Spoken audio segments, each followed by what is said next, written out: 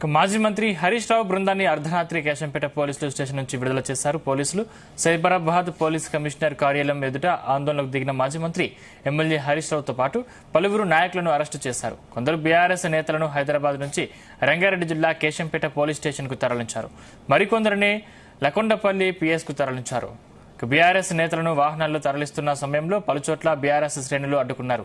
మరోవైపు బీఆర్ఎస్ నేతలు ఉన్న వాహనం పిఎస్ వద్దకు రాగానే నేతలంతా ఆందోళనకు దిగారు. పార్టీ కార్యకర్తలు స్టేషన్ కు భారీగా చేరుకున్నారు. తమ నేతలను వెంటనే విడుదల చేయాలని వారు ఆందోళన చేశారు. దీంతో పోలీసులు బీఆర్ఎస్ కార్యకర్తలపై లాఠీ చార్జ్ చేశారు.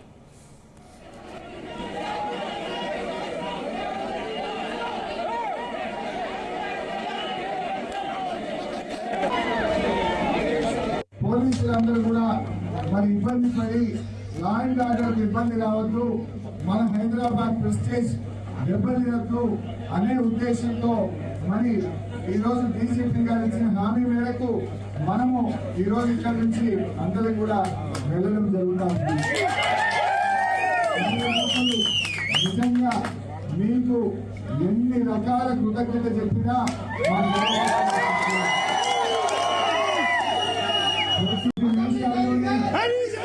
మమ్మల్ని అరెస్ట్ చేసి ఇటువైపు తెస్తున్నారని తెలవగానే మీకు మీరు ప్రాణాలకు తెగించి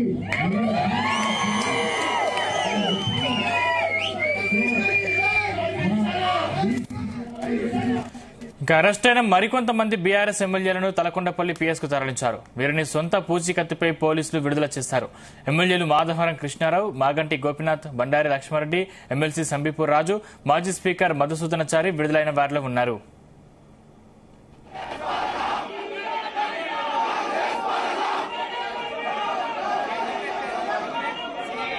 అంతకుముందు సైబరాబాద్ సిపి ఆఫీస్ దగ్గర బీఆర్ఎస్ నేతలు ఆందోళన చేపట్టారు. ఈ క్రమంలో బీఆర్ఎస్ నేతలను పోలీసులు అరెస్టు చేశారు. హరీష్ రావుతో పాటు పలువురు నేతలను పోలీసులు అరెస్టు చేశారు. ఎమ్మెల్యే కౌశిక్ రెడ్డి నివాసం దాడి ఘటనపై ఫిర్యాదు చేసేందుకు వచ్చిన బీఆర్ఎస్ నేతలు అరికెపూడి గాంధీపై హత్యాయత్నం కేసు నమోదు చేయాలని డిమాండ్ చేశారు. దీంతో సైబరాబాద్ సిపి కార్యాలయం దగ్గర పోలీసులు బీఆర్ఎస్ నేతల మధ్య వాగ్వాదం చోటు చేసుకుంది. వారిని అరెస్టు చేసిన పోలీసులు రాత్రి 2-3 గంటల పాటు వాహనాల్లో తిప్పుతూ కొందరిని కేశంపేట పోలీస్ స్టేషన్, మరికొందరిని తలకొండపల్లి పోలీస్ స్టేషన్ కు తరలించారు.